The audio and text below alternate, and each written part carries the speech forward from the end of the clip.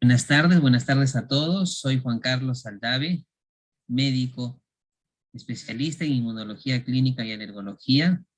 Trabajo en el Hospital Nacional Edgardo Rebagliati Martins, aquí en Lima, Perú, y estoy muy contento de tener aquí presentes a 4 mamitas de pacientitos muy queridos, quienes también van a tener un momento durante esta exposición para compartir sobre sus experiencias, sobre sus testimonios. Entonces vamos a comenzar esta exposición sobre casos clínicos de inmunodeficiencias primarias y testimonios, hablando sobre qué son las inmunodeficiencias primarias. Y para ello es importante recordar de un modo muy didáctico las dos grandes capacidades de nuestro sistema inmunitario, de nuestro sistema de defensa. La capacidad de defensa en sí, de protección frente a agentes dañinos, ya sea internos o ya sea externos, y la capacidad de tolerancia, es decir, la capacidad del sistema inmunitario para no atacar determinadas moléculas, ya sea propias o ya sea externas. ¿De qué entonces nuestro sistema inmunitario nos defiende? De afuera generalmente, microbios que causan enfermedades, ya sea bacterias, hongos, virus o parásitos. Y de dentro nuestro sistema inmunitario tiene la capacidad de supervisar nuestras células para detectar si alguna de ellas se vuelve maligna, se vuelve cancerígena, para detectarla a tiempo y matarla. Entonces así nuestro sistema inmunitario en su capacidad de defensa nos protege de las infecciones y del cáncer. Por otro lado, en la capacidad de tolerancia, nuestro sistema inmunitario debe aceptar y no atacar nuestras propias moléculas, nuestras propias proteínas. Por ejemplo, en el hígado tenemos muchas proteínas.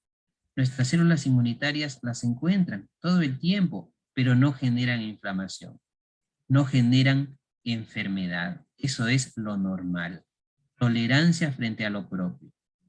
También nuestro sistema inmunitario tolera activamente moléculas extrañas que son de beneficio para nosotros, por ejemplo, los alimentos, o moléculas extrañas que normalmente son inofensivas, como las proteínas de las plantas, o moléculas, por ejemplo, de microorganismos que no son patógenos, como las bacterias, entre comillas, buenas que viven en nuestro intestino. Así, nuestro sistema inmunitario debe actuar en ambas capacidades, en la defensa y en la tolerancia, de un modo equilibrado. Las inmunodeficiencias primarias son errores innatos del sistema inmunitario, errores que uno trae en la parte genética y generan fallos tanto en la capacidad de defensa como en la capacidad de tolerancia.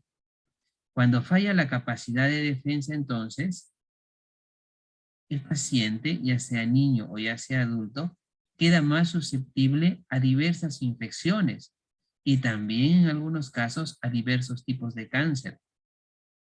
Por otro lado, cuando falla la capacidad de tolerancia, el paciente es más susceptible a desarrollar enfermedades autoinmunes, enfermedades alérgicas severas y procesos autoinflamatorios. En conjunto, estas complicaciones infecciosas y no infecciosas son potencialmente fatales.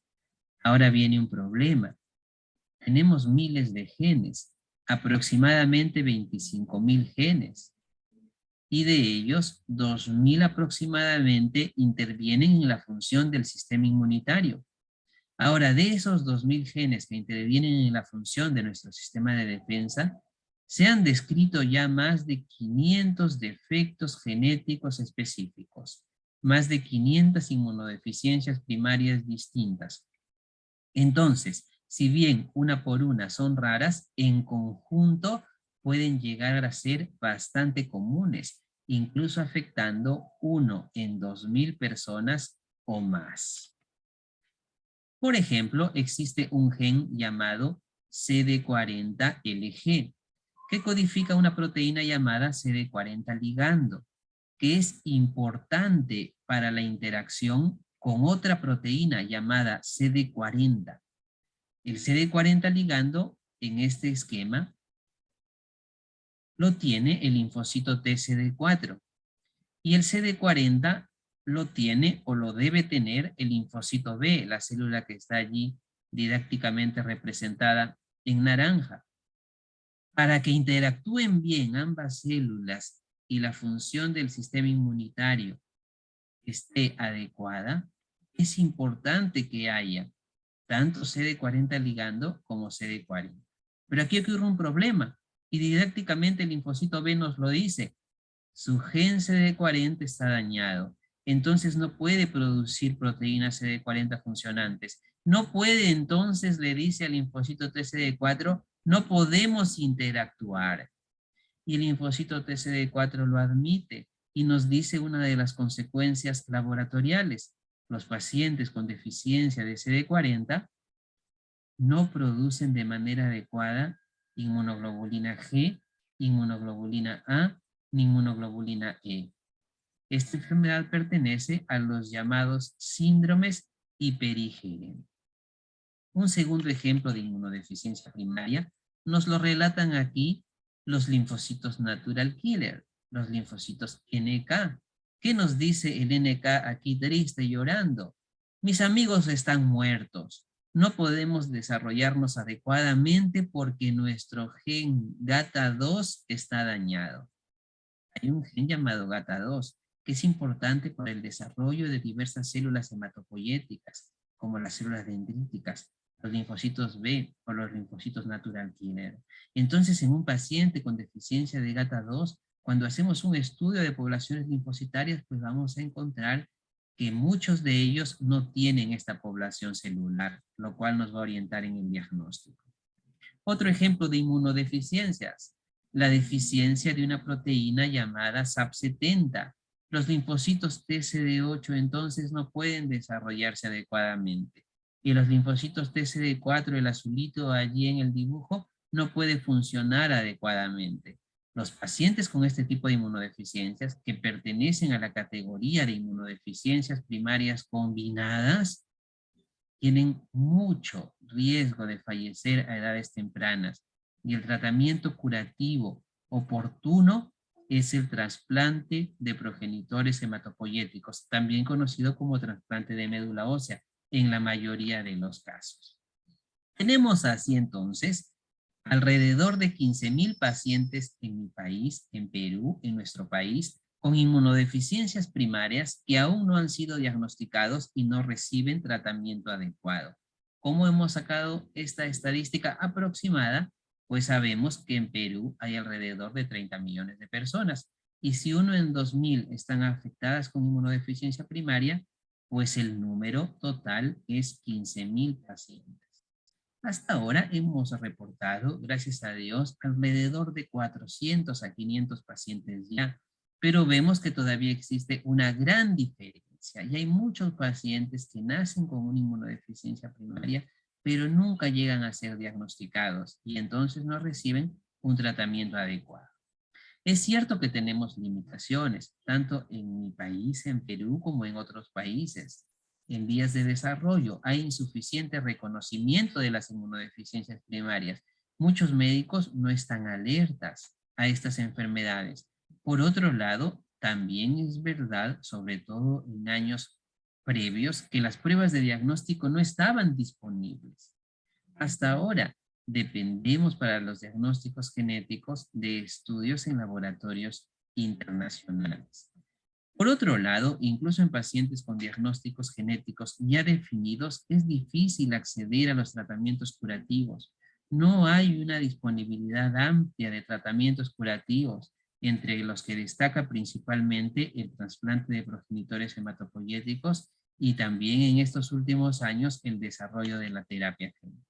Sin embargo, a pesar de estas limitaciones, es importante trabajar para el diagnóstico y tratamiento de los pacientes, porque vamos a disminuir las complicaciones de la enfermedad, vamos a mejorar la calidad de vida del paciente y de su familia, vamos a reducir costos al sistema de salud y sobre todo que es posible y hacemos lo mejor posible para salvar la vida del paciente aquí. Así entonces tenemos el primer caso de esta tarde, un niño de 10 años de edad que le conocimos en 2017, procedente de la ciudad de Trujillo, aquí en Perú, con una historia personal bastante llamativa. 3 neumonías que habían conducido a la presencia de bronquiectasias, infecciones cutáneas recurrentes, incluyendo abscesos por esta bacteria llamada Serratia marcescens y por Escherichia coli, diarrea por Campylobacter jejuni, linfadenitis purulenta recurrente, otitis y sinusitis recurrente, y había una historia familiar también de su hermana con artritis juvenil. El laboratorio hay que descartar en los pacientes con sospecha de inmunodeficiencia, en el diagnóstico diferencial, en todos ellos hay que descartar que no tenga infección por VIH. El resultado fue negativo y los estudios de laboratorio disponibles aquí en los principales hospitales de Lima, hemograma, dosaje de inmunoglobulinas y recuento de poblaciones linfocitarias, T, B y NK por citometría de flujo en sangre periférica, no nos sugirieron ningún diagnóstico en especial. Cuando ahondamos en la sospecha diagnóstica por la parte clínica, nuestra principal posibilidad era una enfermedad granulomatosa crónica. Así hicimos aquí en Perú, aquí en Lima, una prueba llamada dihidrorodamina reductasa, que es una prueba funcional bastante precisa para detectar esta enfermedad. Y la prueba, como vemos ahí en la diapositiva, salió bastante alterada. Luego entonces escribimos a colegas, profesores, amigos en Estados Unidos, presentándoles brevemente el caso clínico y solicitándoles ayuda para el estudio genético, para la confirmación genética. Esto lo hicimos un 14 de junio de 2017 y el mismo día el doctor Steve Holland nos aceptó que enviemos ADN para hacer el estudio del principal gen afectado en pacientes con enfermedad granulomatosa crónica, el gen CIBB. Entonces mandamos la muestra y pocas semanas después nos enviaron el reporte que confirmaba un diagnóstico genético de esta enfermedad granulomatosa crónica. Una inmunodeficiencia primaria por deficiencia de los fagocitos. Por sí sola es rara, 1 en 250,000 personas. Y el paciente tenía la presentación clínica característica por infecciones severas, por bacterias. Esta inmunodeficiencia ocurre por una falla en una enzima de los fagocitos, llamada fagocito oxidasa. Y podemos ver aquí, en modo didáctico, al macrófago, esa célula amarilla, que dice que su fagocito oxidasa, también llamada NADPH oxidasa, no está funcionando bien, por alteración genética en el CIBB. Y ahí tenemos entonces a los hongos aspergillus queriendo invadir los tejidos del paciente. ¿Cuál es el tratamiento? Podemos diferenciar el tratamiento de soporte, los cuidados generales, los antibióticos, los antifúngicos, pero los pacientes con enfermedad granulomatosa crónica, todos deben ser considerados para un posible tratamiento curativo, con trasplante de progenitores hematopoyéticos.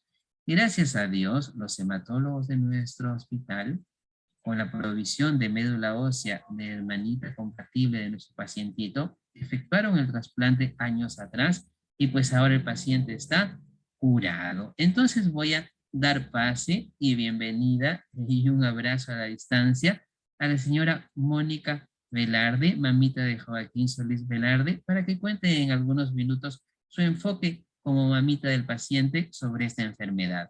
Adelante, por favor, señora Ana Mónica, si podría prender su micrófono. Buenas tardes con todos. Me emociona escucharlo, doctor, y me emociona escuchar decir la palabra curado. Fueron muchos años de lucha, de espera, de lograr conseguir el diagnóstico, como usted bien lo dice, ¿no? Es difícil acá en el Perú poder detectar una enfermedad como la de Joaquín. Una inmunodeficiencia primaria es muy difícil. Nos costó 10 años de lucha desde que él nació. Gracias a Dios, gracias a sus doctores, gracias a usted, doctor Aldave, que logramos llegar a ese diagnóstico. Como usted dice, Joaquín pasó por muchas cosas, muchas infecciones recurrentes, de las cuales muy pocos doctores podían ayudarnos acá en la ciudad de Trujillo. Nosotros somos de Trujillo, una provincia del Perú, donde la situación en los hospitales a veces es un poco difícil encontrar diagnósticos tan difíciles como la de mi hijo.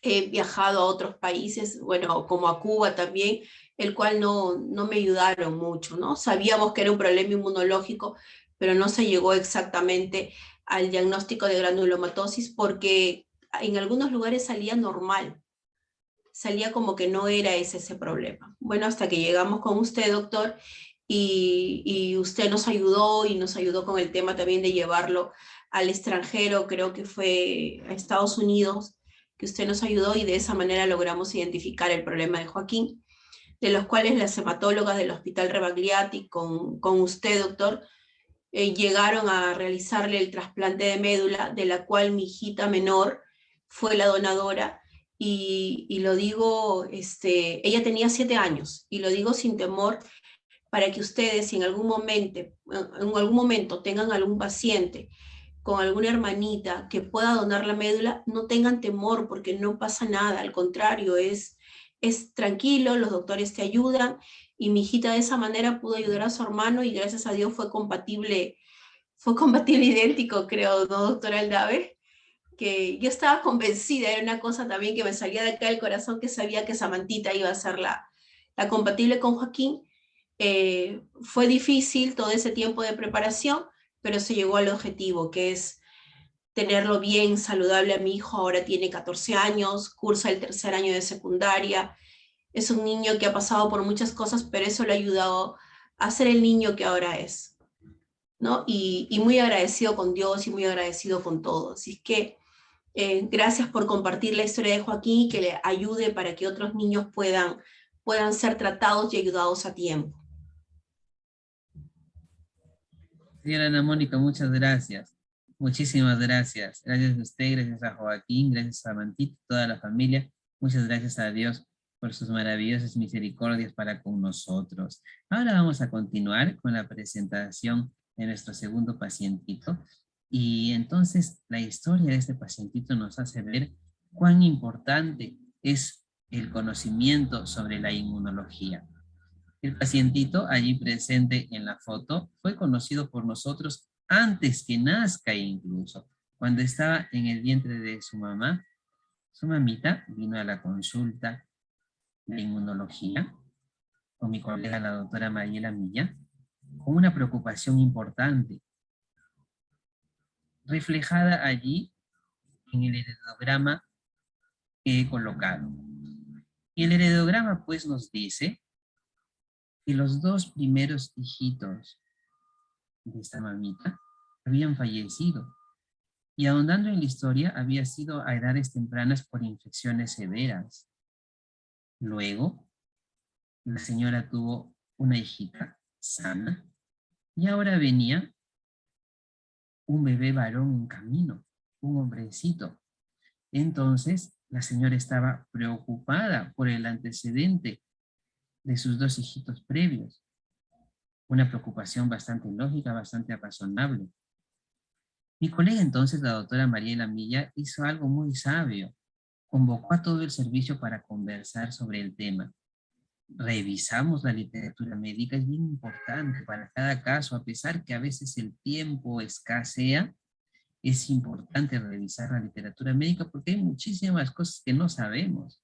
Entonces, luego de revisar a profundidad sobre las posibilidades diagnósticas, supusimos que podría tratarse de un caso familiar de inmunodeficiencia combinada severa ligada al cromosoma X.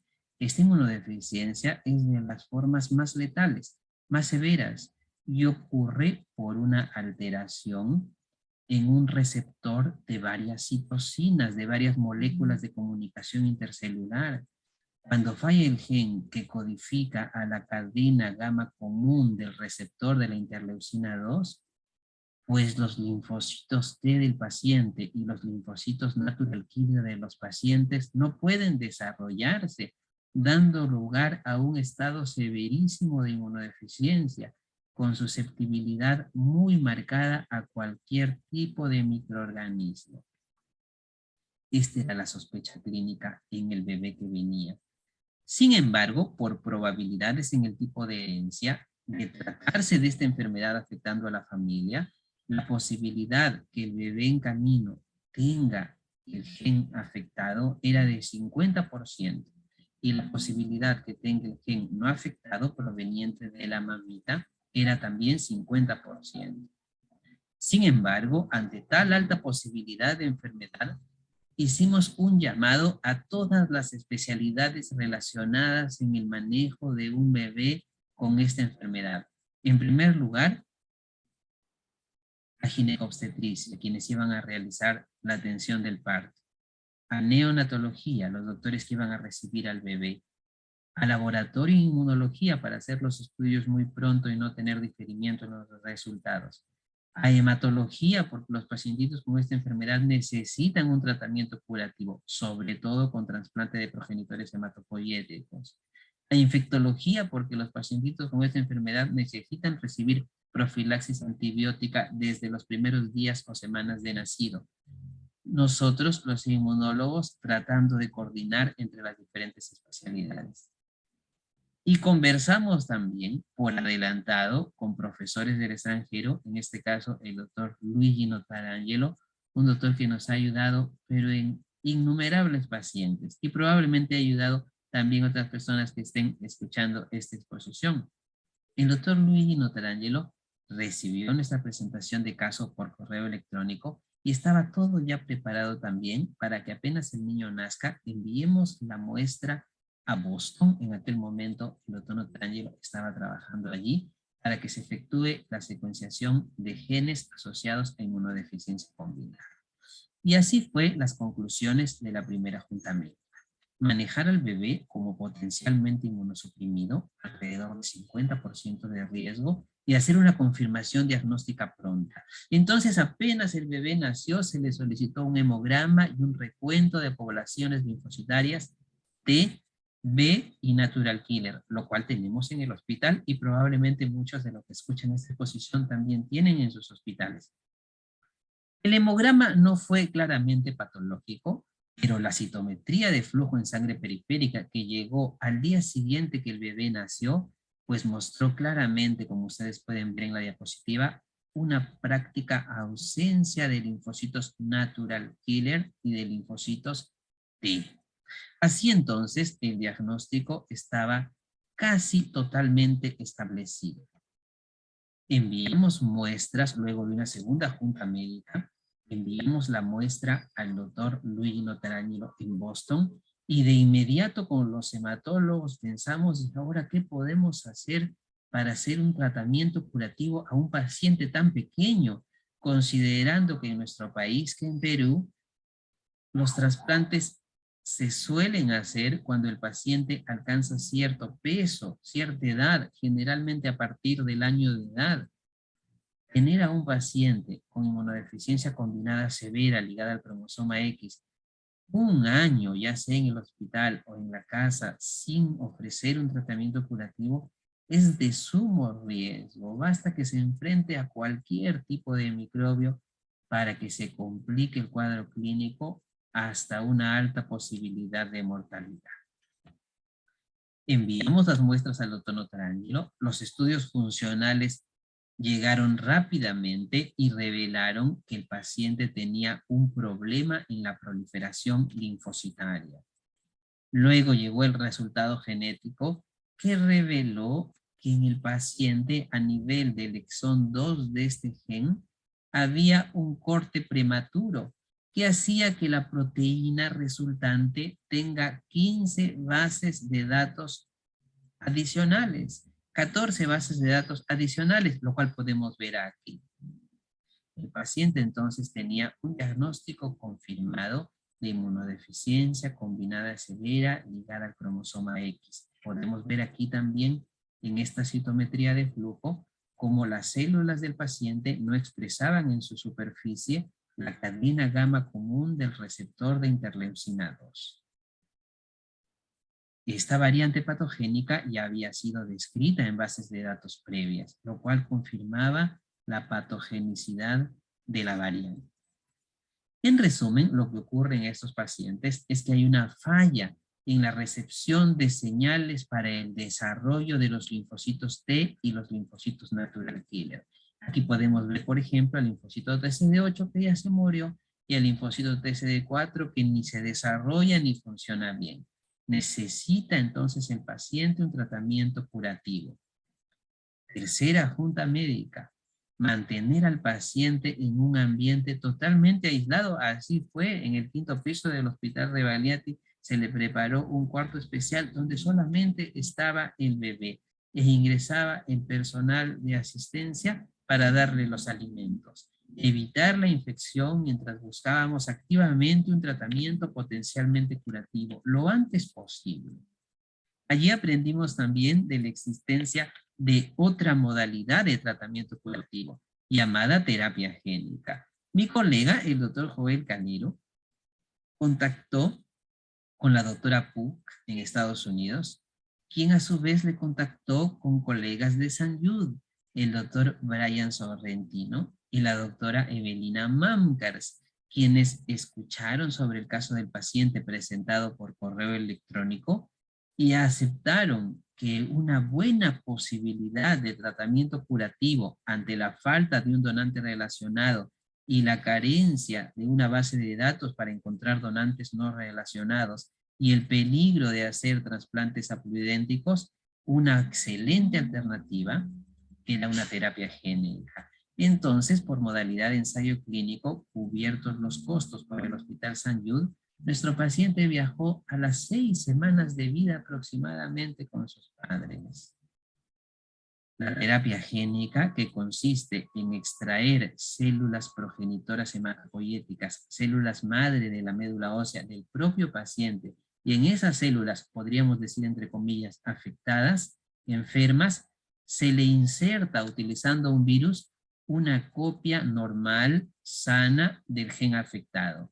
Así, este gen se inserta ahí en las células, y estas mismas células con una copia añadida son infundidas, son regresadas nuevamente al paciente. Y si las células, entre comillas, pegan en la médula, se alojan en la médula, pues el paciente está curado. Y gracias a Dios fue así. Aquí tenemos un correo de seguimiento 3 semanas después de la infusión de las células con el gen añadido. Y el paciente estaba muy bien. Algunos meses después el paciente regresó y el paciente fue motivo también de publicaciones internacionales, como vemos ahí en Estados Unidos en el Washington Post.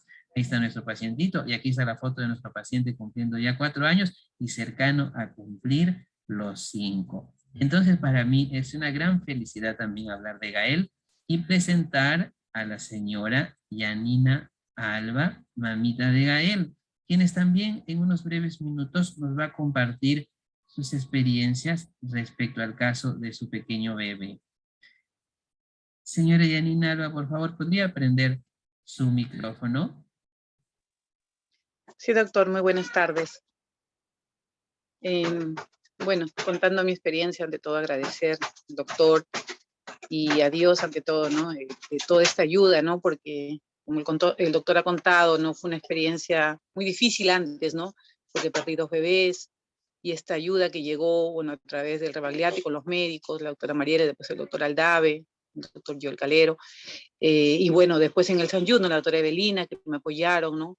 Fue algo que en realidad fue una decisión que tenía que tomar, ¿no? Porque aquí en Lima, pues, habían dos lados de doctores, ¿no? Los que me decían que si me iba, el otro decían que no, que era un experimento, entonces no sabía qué hacer, ¿no? Y al final, bueno, me puse a orar mucho y bueno, Dios me dijo, ve, ¿no? Ve, es la oportunidad que se te está dando y aprovéchala, ¿no? Y bueno, me fui para Estados Unidos, dejé mi trabajo, dejé todo, me fui allá por mi hijo, tuve 1 año casi más o menos, en el cual, bueno, hicieron el tratamiento, le ayudó bastante. Al inicio, bueno, los médicos también esperaban los resultados, ¿no?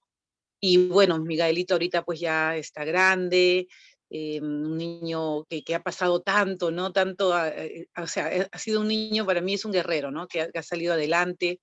Y bueno, ahorita yo muy contenta porque ya no necesita ningún tipo de tratamiento. Sí lleva sus exámenes anuales, ¿no? Que se manda ya a Estados Unidos, pero él es un niño normal, ¿no? No tiene medicina, no tiene que llevar tratamiento ni nada. Hace su vida normal, sin ningún tipo de medicina. Así que agradezco mucho, doctor, por su ayuda y bueno, voy a llamar a Gaelito. Venga, Gaelito. Gaelito, por favor. Ahí la van a traer para que lo puedan ver. Y bueno, ¿no? Es una etapa para mí muy contenta de todo lo que se pasó y bueno, es una oportunidad de vida para él también, ¿no? Le agradezco bastante. Uy, ahí viene, para que lo puedan ver, lo grande que está y lo sanito que está. Y venga, Gaelito, para que pueda saludar. Hola, Gaelito, ya está ya con los 5 añitos, que ya va a cumplir este año. Y bueno, les agradezco muchísimo, doctor, por todo el apoyo que nos han dado, ¿no? Señora Yanina, muchas gracias. Un abrazo, Gaelito, que estés bien, que Dios te bendiga. Muchas gracias a Dios. Gracias, doctor. Hola, Gaelito, un abrazo, Gaelito. Hay un proverbio en las Sagradas Escrituras que dice que los ojos de Dios velan paciencia. Hola, Gaelito, que Dios te bendiga. Vamos a continuar con la presentación del tercer paciente en esta exposición. Y tenemos allí, en el centro, entre dos de sus hermanitos, a Sabrina Aliaga, a Sabrinita Aliaga. En Sabrinita Aliaga hemos hecho muchos estudios, la conocemos ya desde hace varios años, hemos hecho muchos estudios y no tenemos aún un diagnóstico específico. En resumen, Sabrinita tiene una inflamación sistémica. Ha hecho inflamación digestiva con intolerancia alimentaria múltiple, ha hecho inflamación del sistema nervioso con convulsiones, ha hecho inflamación de la piel, catalogado inicialmente como púrpura de Heno-Schönlein. La venimos estudiando a Sabrinita, que pues es nuestra amiga, ya es nuestra amiga Sabrinita Aliaga, desde el año 2015, haciendo consultas a profesores del extranjero, como lo pueden ver en la columna de mi derecha, en la parte de arriba. Hemos recibido múltiples sugerencias de parte de profesores expertos del extranjero. Conforme ha avanzado la tecnología de secuenciación de los genes, hemos ido haciendo periódicamente los estudios de más y más genes. Mandamos al grupo del profesor Grimbacher, quien nos ayudó en el estudio genético de Sabrina. Encontraron en algún momento una variante quizás patogénica en un gen llamado P2RX7, que está involucrado en procesos inflamatorios. Hicimos estudios funcionales con la ayuda de Michel en Alemania. No iba por ahí el asunto. Luego de algunos meses contactamos con el grupo del doctor Kaan Bostug, un profesor de renombre en el extranjero muy conocido. En aquel momento ellos ya hacían paneles de genes, más de 300 genes, ahora hay paneles de genes que hacen más de 500 genes e incluso estudios de todo el exoma, de todo el genoma, y tampoco hubo ningún resultado concluyente para el diagnóstico de Sabrina con el estudio en Austria. Finalmente, con la ayuda de la doctora Milagros Dueñas, aquí en el Hospital Rebagliati donde trabajo, Sabrinita entró a un estudio de secuenciación de genoma y como vemos ahí el resultado, tampoco se encontró la explicación. Sin embargo, gracias a Dios y el manejo médico multidisciplinario, y en realidad es un mensaje que es importante decirles que entre médicos nos apoyemos, porque es verdad y se ve que entre médicos a veces o entre servicios de médicos hay divisiones. Entonces a veces ocurre, por ejemplo, en una alergia muy común, en la rinitis alérgica, que a veces hay división entre el otorrino y el alergólogo. Y hay pleitos. ¿Quién se perjudica? El paciente. Por ejemplo, en el caso de trasplante, puede llegar a haber inconvenientes, celos entre los hematólogos y los inmunólogos. ¿Quién se perjudica? El paciente. Eso no es adecuado. Es importante el trabajo en equipo. Es por el trabajo en equipo y la provisión de Dios para Sabrina, que ella está muy bien. Ha sido vista por los neurólogos, por los gastroenterólogos, los reumatólogos, dermatólogos, inmunólogos, pediatras, todo un equipo para que Sabrina esté bien. Con varias terapias inmunomoduladoras, por ejemplo, usamos en algún tiempo inmunoglobulina endovenosa fundamentalmente. Hemos usado también en ella tratamientos anticonvulsivantes. Se ha utilizado en ella también tratamientos para desinflamar el intestino, tratamientos, por ejemplo, como la colchicina, tratamientos que intentan bajar esa inflamación. Y gracias a Dios Sabrina está muy bien. Y ahora para mí es una gran alegría, ahí estoy con Sabrina, en su último cumpleaños, presentar a la mamita de Sabrina Aliaga, a la señora Laura Aliaga Nores. Adelante, por favor. Señora Laura nos va a contar en breves palabras sobre el caso de Sabrinita.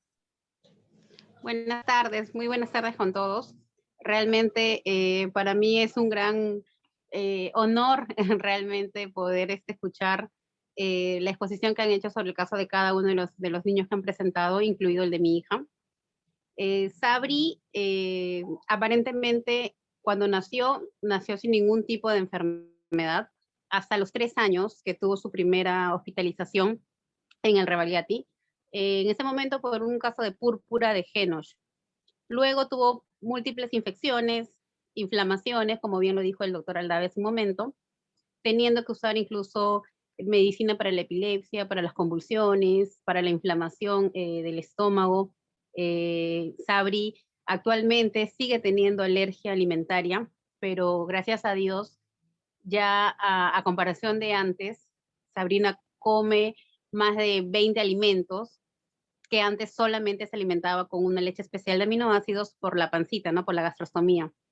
Sabrina también tenía bastantes otitis recurrentes, teniéndole que poner tubitos de ventilación.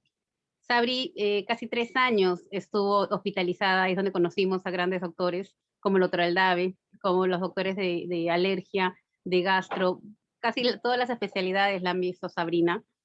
Y próximamente Sabrina está a puertas de entrar nuevamente a sala, pero para que le quiten su catéter port, que por ahí recibía las inmunoglobulinas. Entonces realmente para nosotros es una alegría inmensa de ver el progreso de Sabrina y ver lo estable que está cada día, con la bendición de Dios. Cada día está mejorando, como comentaban, ya para nosotros es un milagro que empiece a comer sin que se inflame, ¿no? Porque antes cada inflamación era una hospitalización y tener que ponerle antibióticos en la vena. Y realmente es muy difícil llegar a un diagnóstico sobre las inmunodeficiencias primarias, ¿no? Sabrina, gracias a Dios, como vuelvo a decir, siempre voy a estar agradecida con Dios, evolucionó de una manera muy favorable con las inmunoglobulinas que le ponen mensual. Y ahora Sabrina pues ya tiene 11 años, está en 6º grado de primaria, y es una niña súper alegre, súper sana, yo sí podría decir sana, con la bendición de Dios. Aquí les presento a Sabrina. Buenas tardes, soy Sabrina. Muchísimas Gracias a Dios, Sabrinita. cada día mejor, con la ayuda de todos los doctores que me atienden. Los quiero mucho. Chao. Gracias. Sabrinita, muchas gracias. Señora Laura, muchas gracias. Que Dios los bendiga mucho. Sabrina pues tiene un personaje, es el nombre de un personaje en los dibujos que hacemos, que ustedes pudieron ver en las exposiciones. De la parte didáctica hemos tratado de desarrollar para enseñar a todas las personas sobre la inmunología, y desarrollamos pues los inmunocitos. Entonces a las células las hicimos visibles como en caricatura y nos pusimos nuestros nombres a las diferentes células. Entonces, por ejemplo, aquí tengo el muñequito de Sabrina, de la interleucina 4. Y aquí, por ejemplo, tengo también, antes de pasar al cuarto y último pacientito, aquí tenemos, por ejemplo, a un macrófago bebé, no sé si se ve muy bien, que se llama Joaquín, me parece que por el desenfoque no se ve muy bien. Aquí tenemos, por ejemplo, a Gaelito, y aquí tenemos también, por ejemplo, a Eriquita. Y ahora voy a hablar el cuarto caso de esta tarde para finalizar el caso de Eriquita Yopla, de Erika Nicole Yopla Saldaña. Ahí la podemos ver con su inmunocito de plaquetita. Y el enfoque de este caso en mi presentación es más o menos similar al de Sabrina, en el sentido que Eriquita no tiene un diagnóstico definido con total certeza. Es probable que su enfermedad esté catalogada dentro de todo el grupo de los síndromes linfoproliferativos autoinmunes, pero no está del todo confirmado. En resumen, Eriquita Yopla presentó una trombocitopenia severa, una baja severa de plaquetas con un inmenso vaso. Con ayuda de los hematólogos y de los pediatras, e incluso con el consejo de profesores en el extranjero expertos en estas enfermedades, se le dio a Eriquita diversos tratamientos como everolimus, como micofenolato, para intentar controlar la destrucción plaquetaria y la marcada esplenomegalia. Pero no se logró un objetivo sostenido. A la par, como ustedes pueden ver en la diapositiva, enviamos a hacer diversos estudios relacionados a la esplenomegalia, paneles de genes de inmunodeficiencias, paneles de genes de enfermedades lisosomales, estudios de citometría de flujo avanzados aquí en Lima, y finalmente Eriquita también entró al programa de secuenciación de genoma con genética, y el resultado no fue concluyente. Gracias a Dios, con la esplenectomía y el manejo actual por gastroenterología de la hepatitis autoinmune que también Eriquita presenta, ella está muy estable. Y es algo importante considerar que no todo en los seres humanos, doctores, colegas, es la parte física. Nuestros cuerpos desde que nacemos avanzan hacia el día que tenemos que partir de aquí de esta tierra. Eso es inevitable para todos los que estamos escuchando esta exposición. En el caso de Eriquita, ella ha tenido varias hospitalizaciones, ella ha tenido varias intervenciones, varias aflicciones durante sus cortos años de vida, pero la bendición en el aspecto espiritual y emocional, no solamente para su familia, sino para muchísimas mamás, cientos de mamás que han conocido a la mamá de Eriquita a raíz de la enfermedad de Eriquita, y que en el Hospital Rebagliati tenemos un grupo de oración de mamás que encuentran gran fortaleza, salvación, perdón, esperanza en Dios. La aflicción les llevó a ello. Todos nosotros tenemos un llamado de Dios para buscar a nuestro Creador. Y estoy completamente seguro que a cada uno de nosotros los que vimos la exposición, en algún momento de nuestra vida y en muchos momentos de nuestra vida, Dios nos está llamando permanentemente para conocerle. La evidencia más grande y más inmensa que tenemos del Creador está en la creación. Cuando vemos cada función de cada proteína, de cada gen, de cada molécula, de cada célula, solamente podemos quedarnos maravillados ante la presencia de una creación absolutamente maravillosa que evidencia la realidad de un creador. Yo les aconsejo que tomen en cuenta este asunto, este paréntesis que les estoy hablando, porque es algo que tiene implicancias eternas. Y ahora voy a presentar entonces a la mamá de Eriquita, ahí presente con nosotros en la iglesia de Trujillo, a la señora Lady Saldaña, quien nos va a hablar también en unos breves minutos sobre Eriquita. Adelante, por favor, señora Lady. Buenas tardes, doctora Elizabeth, mamitas y niños. El día de hoy, primeramente quiero dar gracias a Dios por un día más de vida que nos da.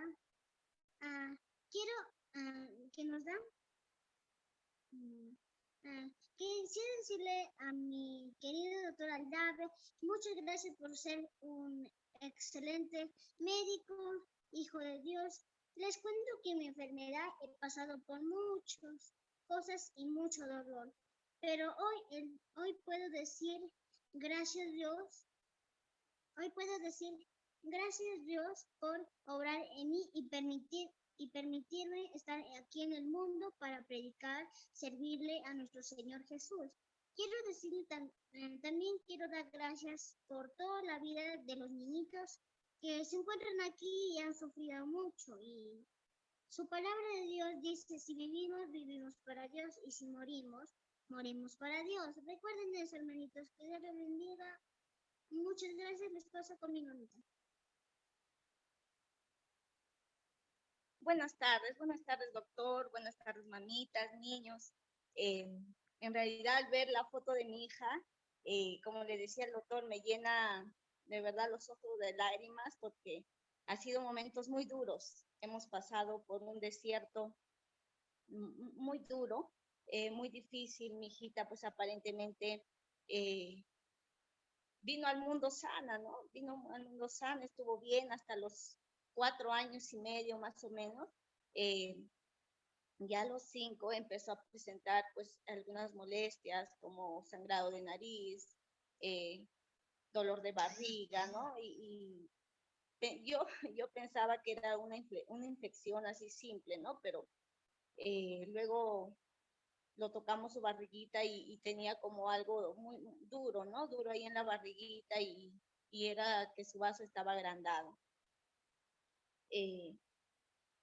Ha pasado por tantas cosas que creo que es muy largo contarles, pero decirles que mi hija sangraba por los ojitos, por su nariz, su barriguita se veía como alguien embarazada, y cuando lo extrayeron el vaso, en realidad no queríamos que lo sacaran su vasito, ¿no? Luchamos por eso, pero los planes de Dios son perfectos.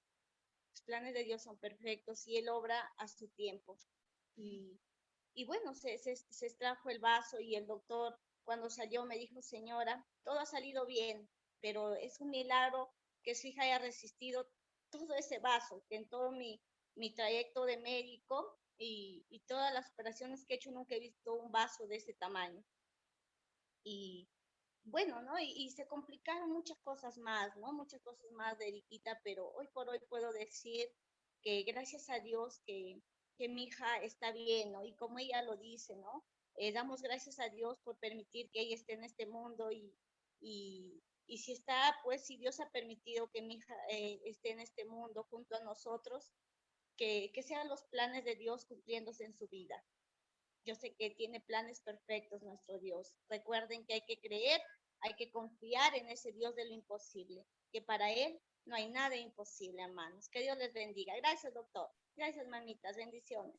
Muchas gracias, señora Lady. Muchas gracias, mi amiga Eriquita Yopla. Muchísimas gracias. Volviendo entonces a la importancia del diagnóstico y tratamiento de las inmunodeficiencias primarias, repetimos, disminuimos las complicaciones, mejoramos la calidad de vida, reducimos los costos para los sistemas de salud y sobre todo por la gracia de Dios, que es el que da la vida, nos permitimos ayudar a cada paciente en nuestro mejor esfuerzo para que estén bien aquí en la tierra.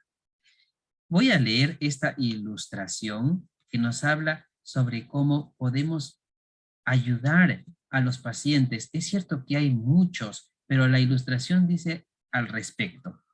Mientras el hombre anciano caminaba por la orilla del mar, notó a una niña que levantaba una estrella de mar y la arrojaba mar adentro.